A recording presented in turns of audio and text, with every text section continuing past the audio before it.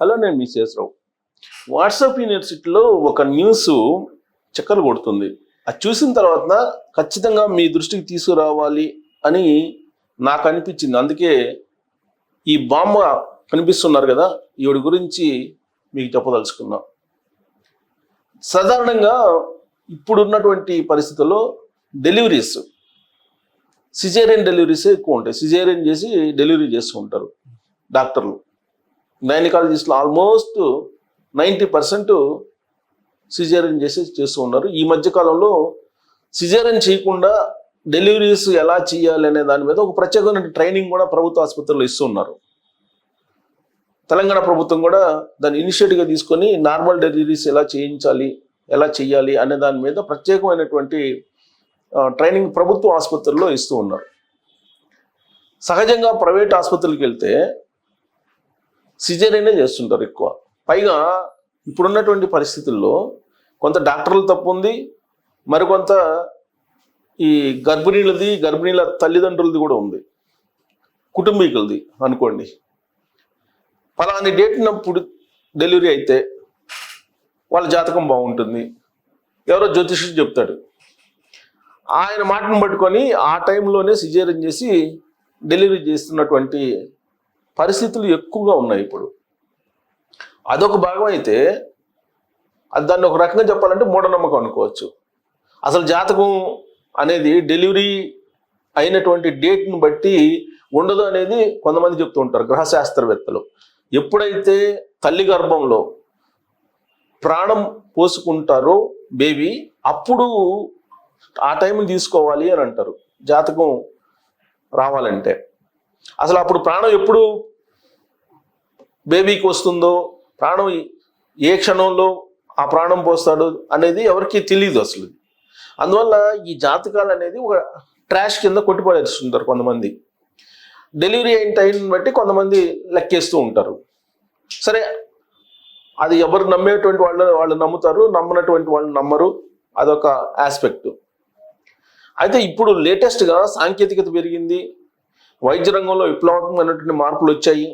అయినప్పటికీ కూడా సోకాల్డ్ గైనకాలజిస్టులు, వాళ్ళు ఎండి చేసినటువంటి వాళ్ళు అయినా సరే, డీజీఓ అదేదో అంటారు వాళ్ళది క్వాలిఫికేషన్స్, సో వాళ్ళు నార్మల్ డెలివరీ చేసేది పర్సంటేజ్ చాలా తక్కువ. దానికి రకరకాల కారణాలు, వాళ్ళకి అవగాహన లేకపోవటం, లేదు ఆల్రెడీ గర్భిణీలు కుటుంబీకులు ప్రెజర్ చేయటం, ఇలా రకరకాల కారణాలు. ఏ కారణం అయితేనేమి నార్మల్ డెలివరీల సంఖ్య చాలా తగ్గిపోతుంది. ఇలాంటి పరిస్థితుల్లో ఒక బామ్మ చాలా ఈజీగా నార్మల్ డెలివరీని చేపిస్తూ ఉన్నారు. సుమారుగా 15,000 నార్మల్ డెలివరీలు చేశారు. అందుకే కేంద్ర ప్రభుత్వం కూడా గుర్తించి ఆవిడికి ప్రత్యేకమైనటువంటి అవార్డులు రివార్డులు ఇవ్వడం జరిగింది. ఇంతకీ ఆ బామ్మ ఎవరు, ఎక్కడుంటారు, ఆవిడ వయసు ఎంత, ఆవిడ నార్మల్ డెలివరీలు చేయటం అనే ఒక కాన్సెప్టు ఇప్పుడు ప్రపంచవ్యాప్తంగా, ప్రత్యేకించి భారతదేశంలో ఒక పెద్ద సెన్సేషనల్ న్యూస్ అయింది. సో ఇప్పుడు ఆవిడ బామ్మ వివరాలు తెలుసుకుందాం. 97 సంవత్సరాలు ఆవిడ వయసు. ఇప్పటి వరకు 15,000 మందికి నార్మల్ డెలివరీలు చేశారు. ఇది ఎంత పెద్ద గైనకాలజిస్ట్ అయినా సరే, పీజీ చేసిన వాళ్ళు అయినటువంటి సరే, డాక్టరేట్లో సాధ్యమా? అన్ని డెలివరీలు, నార్మల్ డెలివరీలు అసలు చేయగలరా? చేసేటువంటి అవకాశమే లేదు. కానీ ఈ బామ్మ చేశారు. ఆవిడ వివరాలు ఏంటనేది ఒకసారి చూద్దాం. ఆల్రెడీ వాట్సాప్ యూనివర్సిటీలో చక్కర్లు కొడుతుంది. ఇది ఈవిడ బామ్మ గురించినటువంటి డిస్క్రిప్షన్ ఇస్తూ అది వైరల్ అవుతుంది గ్రూపుల్లో. చూడండి, ఏమీ చదువురాని మంత్రసాని ఆవిడ. మనం పాత రోజులు కనుక మనం గుర్తు చేసుకుంటే ప్రతి గ్రామంలో ఒక మంత్రసాని ఉండేవాళ్ళు, లేదా చుట్టుపక్కల ఉండేటువంటి గ్రామాల్లో ఒక పంచాయతీకి ఒకళ్ళైనా ఉండేవాళ్ళు ఖచ్చితంగా మంత్రసానిలో. వాళ్ళే డెలివరీ చేసేవాళ్ళు. ఇప్పుడు ఆధునిక వైద్య రంగంలో హాస్పిటల్స్ వచ్చినాయి, కానీ ప్రైమరీ హెల్త్ సెంటర్లు ఇవన్నీ అంతకుముందు ఉండేవి కాదు. అందుకే మంత్రసాని నమ్ముకునేవాళ్ళు. చాలా మంత్రసాని నమ్ముకునే డెలివరీలు చాలా ఉండేవి. ఏమీ చదువురాని మంత్రసాని 100% ఫ్రీ డెలివరీలు చేస్తే ఎంబీబీఎస్ డీజీఓ ఎంబీబీఎస్ డీజీఓలు, ఎండి డీజీఓలు చదివి నార్మల్ డెలివరీ చేయలేనటువంటి డాక్టర్లు 80% మంది మన దేశంలో ఉన్నారు. ఇది అఫీషియల్ డేటా.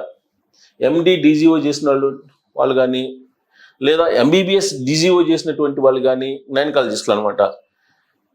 వీళ్ళెవ్వరు కూడా నార్మల్ డెలివరీలు చేయడంలో నిష్ణాతులు కాదు 80% అని చెప్పి డేటా చెప్తుంది. మరి 99% నార్మల్ డెలివరీలు ఈ బామ్మ చేపిస్తున్నారు.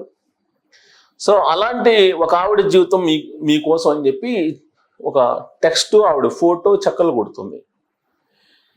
సోలగుత్తి నరసమ్మ ఆమె పేరు, 97 సంవత్సరాలు. ఆ వయసులో ఈమె కర్ణాటక రాష్ట్రం వెనుకబడిన కొండ ప్రాంతంలో ఎటువంటి వైద్య సదుపాయాలు లేని, కనీసం రోడ్డు సదుపాయాలు కూడా లేని తండాలలో ప్రకృతి వైద్యం చేస్తున్నారు. ముఖ్యంగా గర్భవతులకు సుఖ ప్రసవం చేయడంలో ఈవిడ దిట్ట. ఆధునిక స్కానింగ్ సైతం గుర్తించలేని కొన్ని గర్భస్థ శిశువు లక్షణాలను ఈవిడ తన ప్రకృతి వైద్య విధానం ద్వారా ఖచ్చితంగా గుర్తించగలదు. ఇది ఒక హైలైట్ అన్నమాట. ఇప్పుడు మనం శిశువు యొక్క ఆరోగ్యాన్ని కానీ, శిశువు యొక్క రకరకాల లక్షణాలను కానీ తెలుసుకోవడానికి మనం పరికరాలు ఉపయోగిస్తున్నాం. కానీ ఆవిడ ఎలాంటి పరికరాలు లేకుండా ఆ గర్భస్థ శిశువు లక్షణాలను తన ప్రకృతి వైద్యం ద్వారా ఖచ్చితంగా అంచనా వేయగలదు అని చెప్తున్నారు. స్పెషలిస్ట్ గైనకాలజిస్టులు, రేడియాలజిస్టులు సైతం ఈవిడ ప్రతిభకు అబ్బురపడుతున్నారు. బెంగళూరులోని అనేక మల్టీ సూపర్ స్పెషాలిటీ ఆసుపత్రుల డాక్టర్లు సైతం ఈవిడకు అభిమానులుగా ఉన్నారు. తల్లి గర్భంలోని శిశువు నాడి ఎలా కొట్టుకుంటుంది, తల ఏ దిశలో ఉంది, ఉమ్మనీరు పరిస్థితి, శిశువు ఆరోగ్యంగా ఉందా, అంగవైకల్యం ఏమైనా ఉందా, ప్రసవం ఎన్ని రోజుల్లో కాగలదు, సిజేరియన్ తప్పనిసరా, పుట్టబోయే బిడ్డ బరువు, ఇలా అనేక అంశాలు, అనేక విషయాల్ని ఖచ్చితంగా చెప్తుందట ఈవిడ. ఒకవేళ సిజేరియన్ తప్పనిసరి అయితే ముందే హెచ్చరించి తగిన సూచనలు చేసి సమీప ఆసుపత్రికి ముందే చేరేలా చేసి ప్రమాదాన్ని నివారిస్తుంది ఈవిడ. ఇక సోలగుత్తి అంటే కన్నడ భాషలో ప్రసవాలు చేసే దాది లేదా మంత్రసాని అని అర్థం. సో సోలగుత్తి అంటే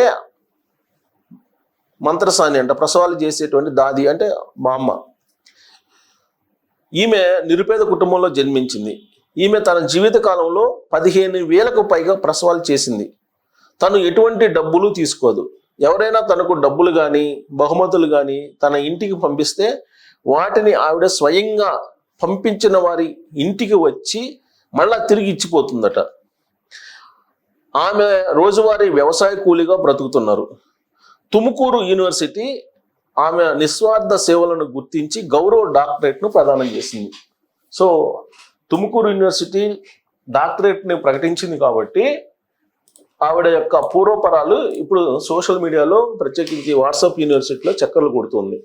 మరి ఇది అబ్బురమే కదా, ఆశ్చర్యమే కదా. అసలు ఇది సాధ్యమా అని డౌట్ వస్తుంది కదా. ఖచ్చితంగా ప్రకృతిలో కొన్ని అద్భుతాలు ఉంటాయి. అలాంటి అద్భుతాల్లో ఈ బామ్మ, సోలగుత్తి బామ్మ కూడా ఒక అద్భుతం అనుకోవాలి. అద్భుతం కాకపోతే వైద్య రంగానికి అంతుపట్టినటువంటి విషయాల్ని ఆవిడ ఎలా చెప్తారు? గర్భస్థ శిశువు లక్షణాలను కూడా ఆవిడ అంచనా వేస్తున్నారంటే మరి దైవలీల కాదా? ఇలాంటివి ఎన్నో ఉన్నాయి, బయటికి రానటువంటివి, బయటికి వచ్చే కొన్నే. ఇప్పుడు సోలగుత్తి నరసమ్మ గారిది జస్ట్ ఒక టిప్ మాత్రమే ప్రకృతిలో ఉన్నటువంటి అద్భుతాల్లో. తుముకూరు యూనివర్సిటీ డాక్టరేట్ ప్రకటించేంత వరకు ఈవిడ గురించి బయటికి రాలా. మరి ఆవిడ 97 సంవత్సరాల్లో 15,000 డెలివరీలు చేశారంటే అది కూడా నార్మల్ డెలివరీస్. మరి అద్భుతం కాదా? మరి బామ్మ గురించి వాట్సాప్ యూనివర్సిటీలో ఒక న్యూస్ తిరుగుతూ ఉంటే మీ ముందుకు తీసుకురావాలని ప్రయత్నం చేశాను. ఇది విన్న తర్వాత మీకేమనిపిస్తుంది కామెంట్ చేయొచ్చు. Thank you.